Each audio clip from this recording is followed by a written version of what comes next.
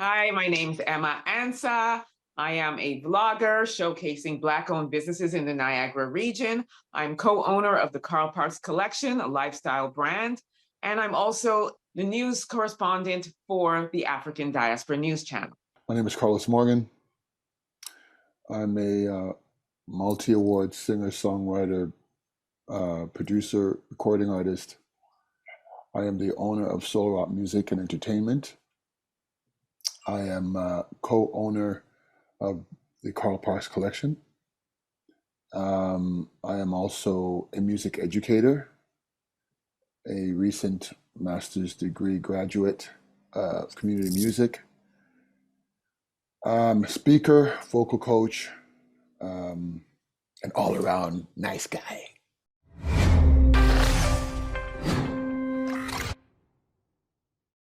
Hey, it's Kellen, and today on Diversified Game, you're in for a real treat. Usually, when you have this much talent, you try to do them separately and hear how they started, sustained, succeeded. The thing is, this pair are a couple. So even though they're on, in two different places, that's just how it is sometimes when you're living in your purpose. I have the queen, Emma, who you might have seen on the African Diaspora News Channel. She's an influencer and she's crushing it right now. And her king, Carlos Morgan, who his brother's been singing since he was 11. Awards, I mean, so much to talk about. Let's get just right into it, because people are going to say it must be nice, and that's a way for them to hate Carlos, just to let you know when they say that. But welcome to the Diversified Game. How are y'all doing? Wonderful. Thanks so much for having us. Yes, thank you so much. Well, thank you. And, let's get into first, as a couple, how do we bring our greatness together, and how do we keep, sane? Because a lot of people, they say, Kellen, how do you and your wife, work together and this and that? And they don't believe me when I tell them it's, hella hard. I don't have like an easy fix. But talk about your brand and how you guys both put this together, and what the purpose is before I get into the other accolades. Well, regarding Carl Parks Collection, so Carl Parks, the name, is my birth name. When I was born and raised in Toronto, Ontario, Canada. And my birth mother, her name is Mary Parks.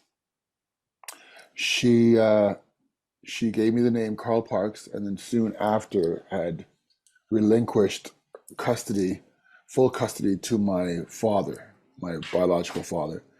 And when my father gained full custody of me from my biological mother, he changed my name to Carlos Morgan.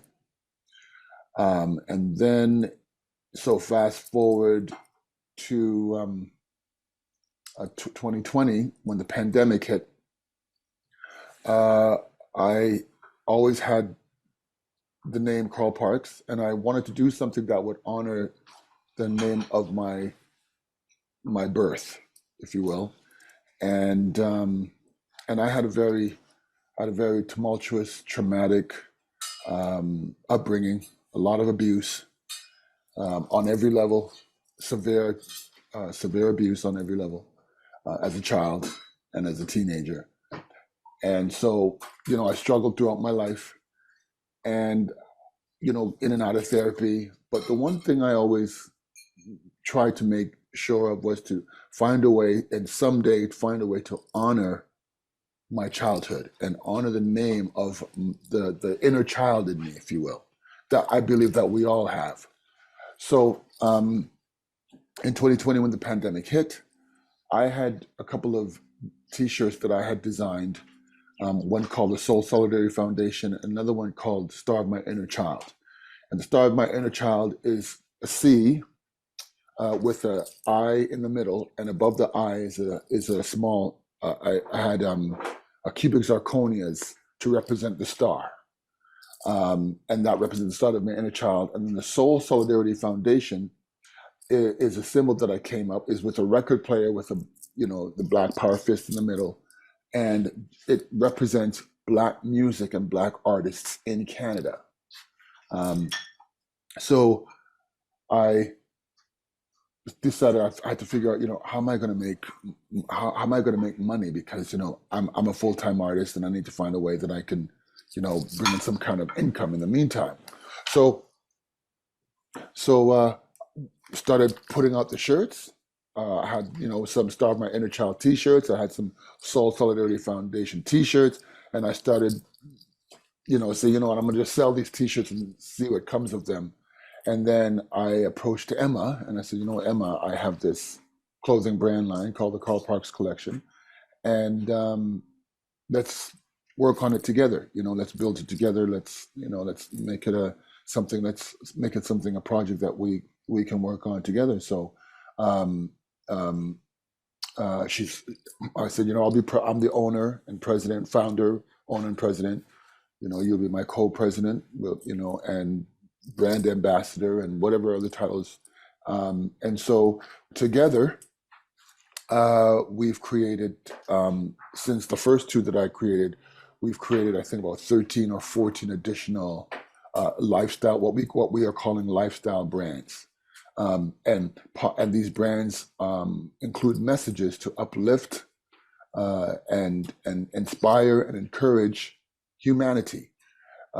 Admittedly, the majority of our brands are geared towards the Black community, and that is something that Emma and I, strongly believe in. But we also realize that we also want to have brands that speaks to humanity on a whole. So that's my story of how the Carl Parks Collection is. Emma? And I'll also add that we actually design them ourselves. We come up with the concept, we come up with the design, the messaging, we work very hard on it. And then we have a graphic designer that sort of brings it to life for us so that then we can then have them manufactured on garments.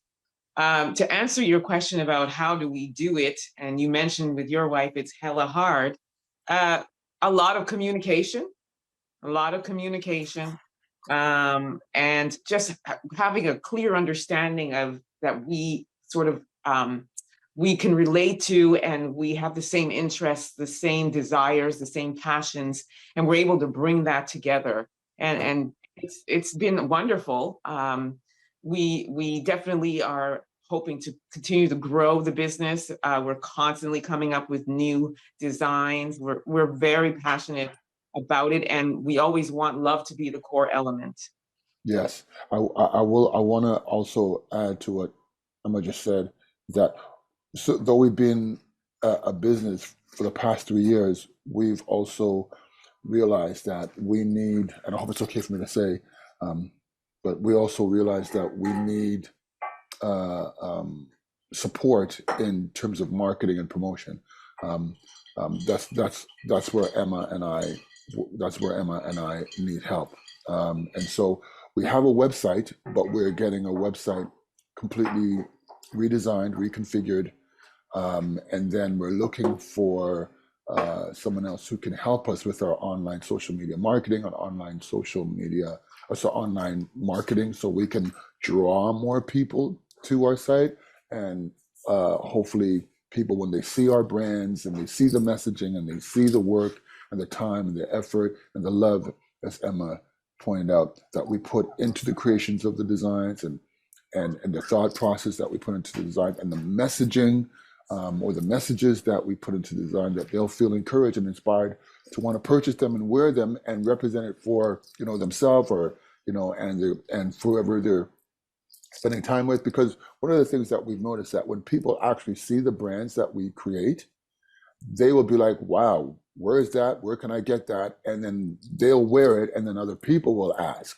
And we need more of that. But so although we've been in operation we officially became a business in July of 2021. So we started in 2020. We registered our business in 2021. So it's been about 2 years.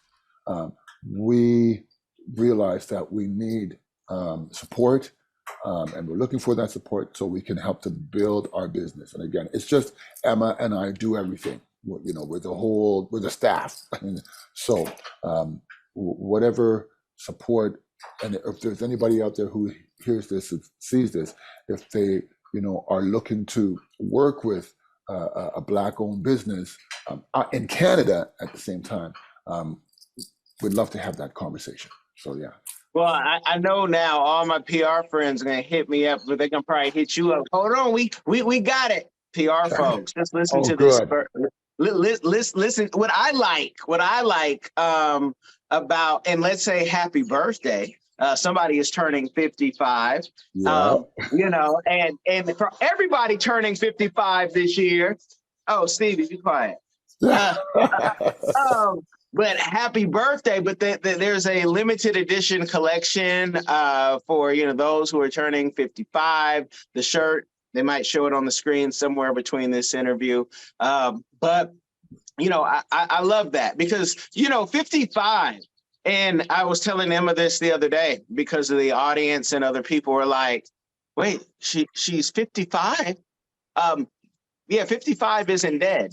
If you're blessed, you'll get there. If you're blessed, you'll see it. And there's a lot of ageism going on, in politics and just in the world. But Carlos, you have been singing and doing music since 11.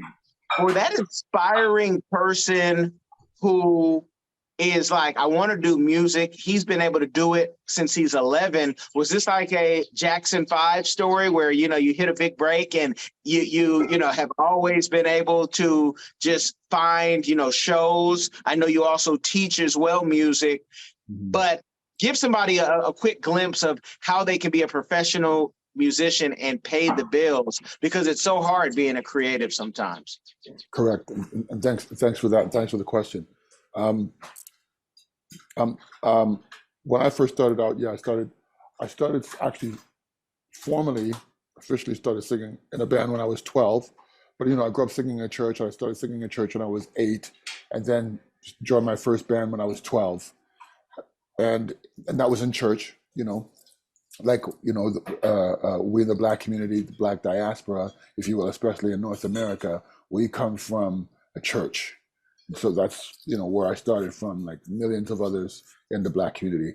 And when I first started out, I wasn't getting paid at all. I was just doing it for the love. And then when I turned 16, I started getting in funk bands and R&B soul bands in Toronto and the GTA. And then when I turned in my early 20s, that's when I became a professional.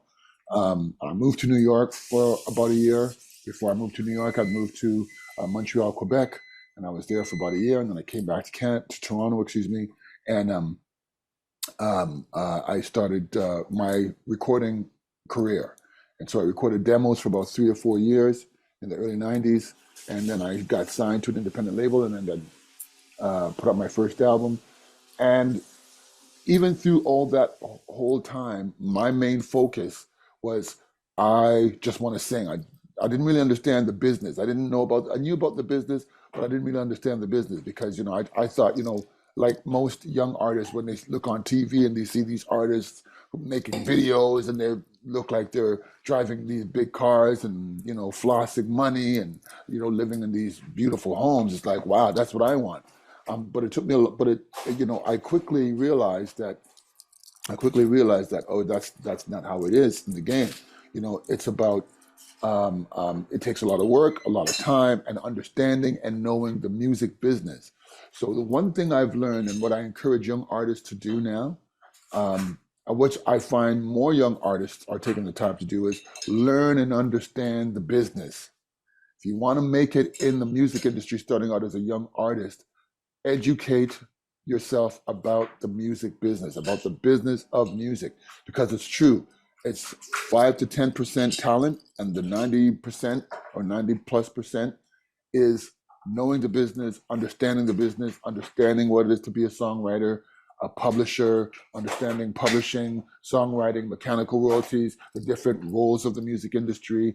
What's a manager, what's a booking agent, what's a publicist, knowing all of it, because the more you're aware and more young artists are aware and educated, they won't be taken advantage of, because the music business, the entertainment business on a whole, but the music business, I find, really, and it's unfortunate, but one of the things that the music business is known for is raping, figuratively and literally, artists, especially young artists.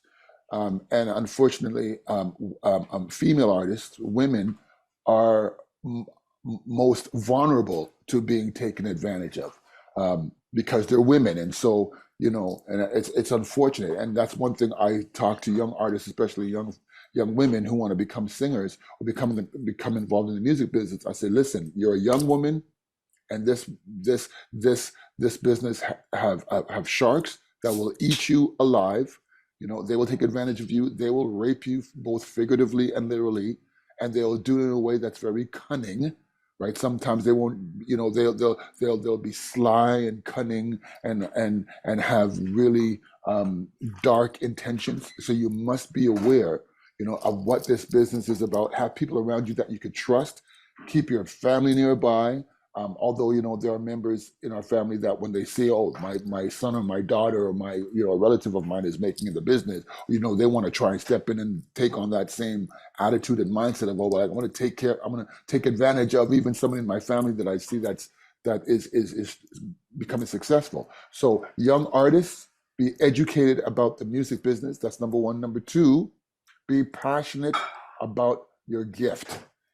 And by being passionate about your gift, put in the time and energy to become better and perfection and learn more and be open. You know, have a humble attitude. Don't think you're the be all and end all because there's somebody else that's could be coming up or someone that's just around the corner, your age and in your generation that could step on that stage and blow you out of the water. So humility is big. Education is big, and be passionate about your craft. Those are the lessons that I want to share with young artists who want to get into the music business. You guys get the game. I can't say it enough, but you've heard multiple people tell you about this industry, and it all goes back to having a team. Right. And your team ain't always mama, but you got a good team member that you're, you know, very close with. Emma, Yes. can you tell the people, you know, PR wise, and even what you're doing on YouTube now, is how long have you been doing that? What got you excited about, you know, PR and even influencing? So I started it in 2018, and how I started getting into PR and actually realized I had a knack for it and enjoyed it is with my sister. My sister's an author, and she had written her first book and wanted to have a launch party. And I, you know, took the initiative to coordinate the party and create flyers and promotional videos. And I realized I had a knack for that creative side of things. With my background being in finance, I didn't even realize I had that knack until, you know, we started doing it. And of course, when you were an indie, it's, you know, you sort of, it's a lot of it is DIY. So I went and I learned how to create promotional videos and marketing material. Then we coordinated the launch party, and it was a huge success. And then from that, I then went into creating and coordinating book signings for her. So we were all across the province of Ontario in different bookstores with signings. And then that was the launching pad for me. And then with people seeing the work, then more people reached out to say, hey, do you do this? I'd like you to help promote my business. So that's kind of how it started. And then once I moved out to Niagara, I started to notice a lot of Black-owned businesses coming into the Niagara region. I then launched the YouTube channel promoting Black-owned businesses in Niagara. And with already having the background and knowledge of how to promote things, it kind of just transitioned seamlessly into that.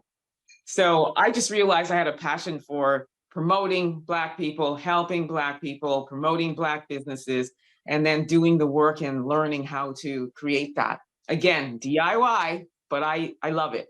I enjoy it. And this is what many people say: you can teach somebody, and many companies would rather hire someone like you than someone who studied public relations in school, because they can teach, mold the way they want it done versus what school and the books the way that at least I did grad school like that. And I always tell people, you can learn PR. Now, finance is probably what you should get your degree in. Just a tip, y'all. But can you talk about, the number one mistake that the Black businesses, especially the smaller ones, have when it comes to maybe wanting services like you? Because they think that, hey, you can make me famous tomorrow for, $5 or for free 99. I'll pay you once we blow up. Can you talk about some of the hurdles so we can educate the audience? Maybe you send this off to your next person who asks you to do something for free or for, cheap. What is that number one thing that they don't understand and that you keep having to repeat and teach? You get what you pay for. And the challenge that I faced as, well, first of all, as a woman, is that oftentimes some of the men or males that are interested in my services want to pay me by taking me out to dinner or, buying me an outfit or, taking me to a few dinners. And, and I have to come in assertive and strong and sort of really drive the message that I'm here for business. And if that's not what we're doing, then we may as well just part ways. That's the first thing. And then secondly, oftentimes, like you just referenced, is they don't want to pay. So it's, how about if this is my budget, $200, what can you do with that? And then when I outline, well, here's all we can do, they're like, well, no, that's not enough. So I guess the lesson is to ensure that you stand firm on what it is that you have to offer, know your value, stand firm on what it is, be uncompromising, because we as PR professionals, we know the work that it takes. We know what we have to put into to achieve those results for the client. So it's very important to be very firm and assertive on what it is. Make sure you have your contracts ironclad, put it in writing. Don't accept a handshake and a smile. None of that. Don't accept, advances or dates or anything like that. Be very professional and come in that way. And that's the best advice I can give. And Carlos, tell me this, because on the creative side, as a musician who has won real awards, that are, that people just dream to win. What is that about creatives? And, did you ever was that a learning curve for you? Because you did it at such a young age where, I'm sure people were trying to sign this, sign that. But what is it about creatives and, them building teams and then paying those teams? Does it block creativity to think about all the people you might have to pay because Jay-Z and, big stars might have 3 or 5 publicists, different agents, road managers, but like, what is that? Because on behind the scenes, we're like, yeah, you got to pay. And a lot of artists are like, pay. It's kind of a burden. Yeah. I went through some of that too, because there was a point in my life, in my career, that I didn't really understand. And as Emma just said, you pay what you get what you pay for, right? So when you're an independent artist and you don't have, hundreds of thousands of dollars in a budget to pay for the right team or a team of people that could take your career to the next level, excuse me, it could be very frustrating. It could be very,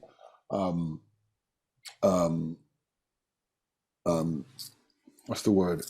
Yeah, it could be very frustrating, overwhelming. It could feel daunting. It could feel like, having a constant barrier that you want to get over, but you can't because financially, not having the money, not having the budget to pay someone like Emma, who could say, okay, well, my budget is like, $5,000 to do a publicity campaign, and like $5,000 for a publicity campaign. My goodness, I could put that into this, or I could put it into that, And there've been times where I have paid, for both publicity and radio support. I'm paying $3,000-$4,000, and I've got nothing. It was a waste of money. right? And so when you're an independent artist, and my income predominantly is from live performances, and I'm performing a lot, trying to and saving that money so I could, pay a publicist, and at the same time, the money that I'm making is to pay my living expenses, my personal expenses. So then I make this money and I pay a publicist, or I've had people invest in me as well, and I have to pay investors back. And then I say, okay, well, here's $5,000 to do a 3 month, 12-week publicity campaign, or a 12-week radio campaign, or whatever campaign it is. And then I get literally nothing, or I'll probably get one write-up or one interview or one radio station that will play my song. It's like, my goodness, man, it feels like the life gets sucked out of you. For me, that's how I felt like, man, I spent all this time and money and energy and effort and hard work to pay somebody, and this is what I'm getting. And I always tell the person, whether it's a publicist or radio promoter, I say, listen, this is what I plan to do. I'm going to pay you this. Now, now tell me before I give you this money that if this is not the right song, or this is not the right campaign, or this is not the right way to go about doing this, tell me, so I will save the money and pay you when I know I'm in the right place to move forward. And then when I pay you, you can do all the things that needs to be done to take my career to the next level, to get my music out, for me to be seen and to be heard on a national, and even more so on an international level. And 9 times out of 10, I feel like I just paid somebody's rent. I just gave them free money. And it's, Mhm. so that's something another thing I want to share with young artists. And again, and it's a part of learning the business and knowing the business, but doing your due diligence, to know who's out there, what kind of work they do, their success rate.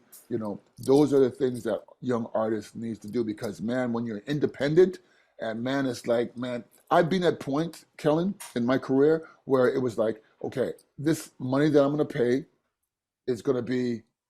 I made the decision: do I pay my rent, or do I pay for this, for my music? At times it's like, am I going to eat? Should I eat? Or it's about my music. And sometimes I've sacrificed my uh, health and well-being for my music. I've done it many times, to points where I was almost evicted because I was so busy on, I've got to put music out, I got to do this, got to do this. Well, I'm not, and I was being completely irresponsible, but that's how passionate and how badly I wanted my music, to put my music out. And it was so badly I wanted to have success, because I believe in what I do. I believe in the music that I create and the music that I write. And I put all this time and energy into it, and finances and money into it, and then it just falls apart. And then it's like, and then I feel demoralized, because now it's like, well, why am I doing this? So I don't want to write a song, I don't want to practice. I'll sing, but I feel like my legs have been knocked out from beneath me, because all this time and money and energy and effort that I put into, you know, creating something, and now I'm paying somebody to help me get it to the next level. And it's just like, I literally got screwed without any Vaseline. Yeah, yeah, and just so the artist and those on the other side know, no matter what you're paying, and it can get expensive, there's Hmm. always somebody paying more. And that's what the problem is, even on this social media online game. There's people spending $60,000 plus a month just to be number one in, their Google search. And it's just at the end of the day, you're paying for people's time. With the success that both of you've had together, and, with your separate ventures, what is a community give back that you two are doing, or that you plan on doing in the future? So there are a few that we're passionate about, and we're still searching for one that speaks to, our brand and what we stand for definitely will be in the Black community, whether it be youth, at-risk youth organizations, people in prisons, things like that. That's where we're sort of gearing towards give back. And that those are the areas that we're passionate about. Black, rooted in Blackness, all things Black. Mhm. And that's because I think one of the things that's lacking in our community is that desire to commune, to build together, to grow together, to manifest and create generational wealth. And so we're very passionate about youth because let's face it, when we're no longer above ground, it's going to be them that'll be picking up the baton and moving forward. So we want to make sure that we inspire and encourage and teach and mold the youth, the younger people. So those are sort of the organizations that we're kind of looking into, partnering with, collaborating with, and giving back. Yes, I echo what Emma said. Youth is a huge component for us. Um, and as a music educator who talks with a lot of youth about music and about music industry and about the music business and about music history, especially in Canada, there's a very deep and strong foundation of Black music history in Canada, but it's not widely known.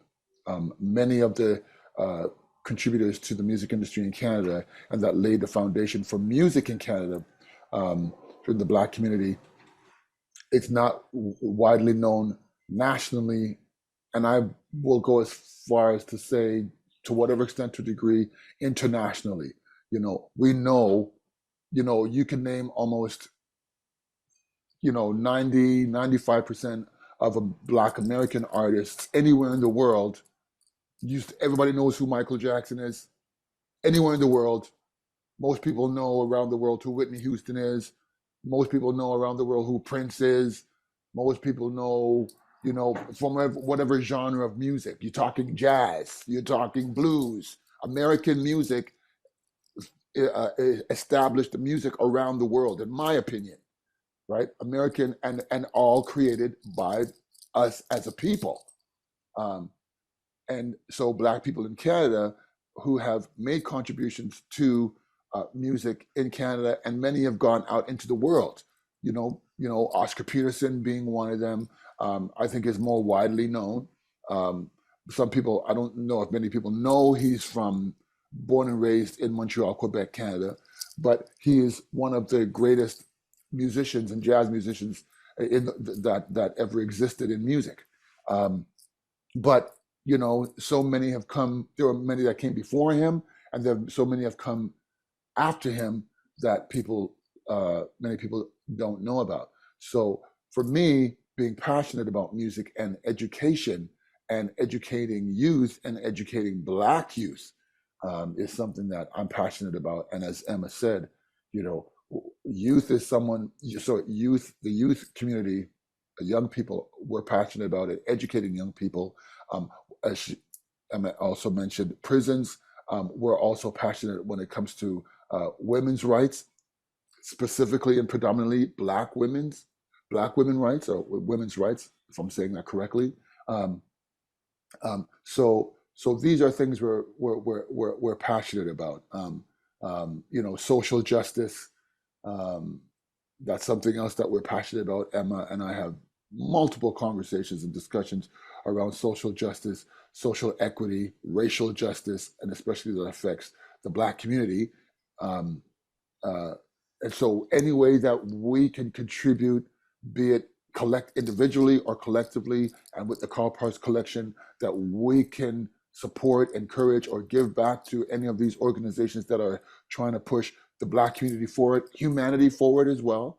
But again, we are Black people and we are passionate about our community, and we see the issues and the plights and the problems that we have in our community. And so whatever we can do, even, as we said earlier, is create brands that the people in our Black community can be like, yes, this is something that's positive that I can stand on, and this is a clothing brand company that I want to align myself with and work with to help spread the message of positivity for our people. Awesome, awesome. And you are proof, and if the audience, if you don't know, because you are proof that Canadian music is bigger than Drake and The Weeknd. There. And it can be wholesome and fun. And wrapping up, I want you guys to tell everybody, any last words and where they can find you for more. There's, I could go on all day about Carlos, about the trauma and how people can get over their traumas, and it's a lifetime thing sometimes to remind yourself, I'm not what happened to me, but that's also maybe for his next song, next book, and next podcast as well. Yep. But if you guys can let the people know, that's a good one for a t-shirt. And the t-shirts, sometimes you gotta wear the pain, because it will remind you to just I'm here, but I'm unbroken, as the shirt says. Yes. So yeah, give the people where they can find the music, the clothing, everything that's coming out, and I'm gonna say it, and possibly the Canadian tour, but you'll have to follow them to find out more about that. Great storyteller always has you want more, and you got to explore. So you guys have the floor. I'm going to be quiet. How about you first? Okay, so you can catch me on my YouTube channel, EA Public Relations. For the Carl Parks Collection, our website is Carl Parks, it's spelled CarlParkes.com. As Carlos mentioned, we are, pardon? Collections.com. So CarlParkes collection.com. And as Carlos mentioned, we are in the process of redesigning the website, but the one we currently have is still functional. You could still go shopping on it. You can also hit me on my Instagram, EMMAA_Ansah, ANSAH. Our Carl Parks Collection Instagram is Carl Parks, Carl, CARLL_Parks. PARKES. You can DM us there. Is it collection? Collection. I'm sorry. DARLL_PARKES collection. And you can DM us there if you want to purchase directly through us. That's where you can get me. And for me, I could be reached. I have a website, carlosmorganmusic.com. That website is up there, but it will be coming down in the next month or two as I'm getting ready to release my new double album. So I'm going to have a brand new website, but people can go to the website and hear some of my music on there currently now. You can find my music on Spotify, Apple Music.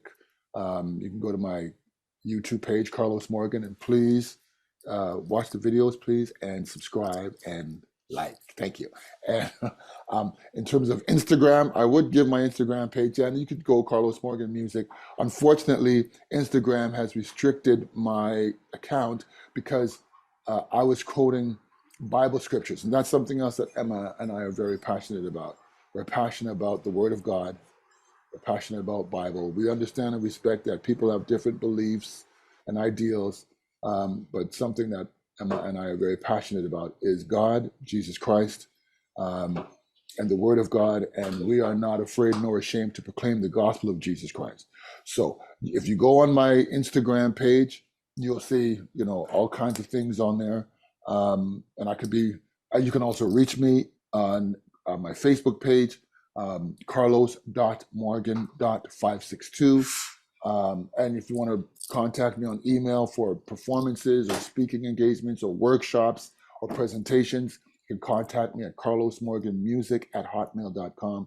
Once again, that's carlosmorganmusic@hotmail.com. And our Instagram page is for Carl Parks, as Emma stated, is Carl Parks Collection,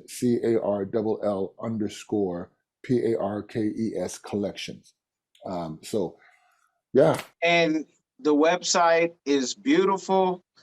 for such a beautiful website. Yeah, you guys heard it. He said Hotmail. So later that's going to be able to be sold for, a lot of money, because we were Hotmail,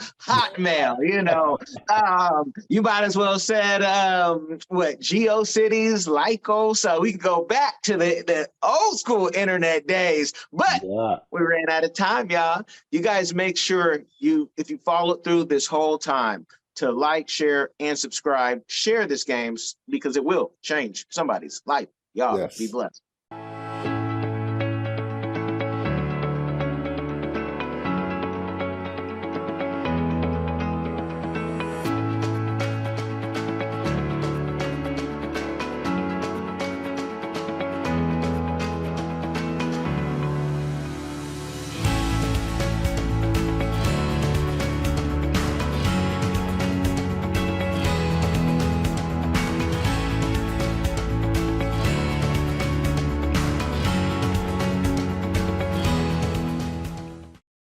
Guys, I'm Kai Gabiam from the Diaspora channel, a lover of Africa.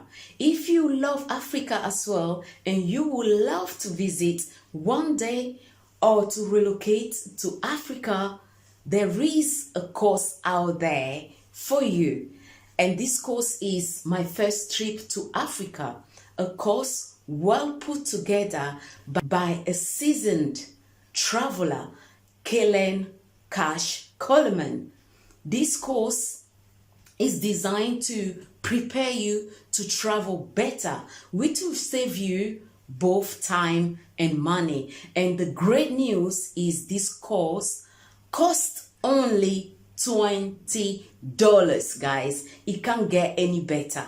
Go right now and enroll to this course at www.diversifygame.com.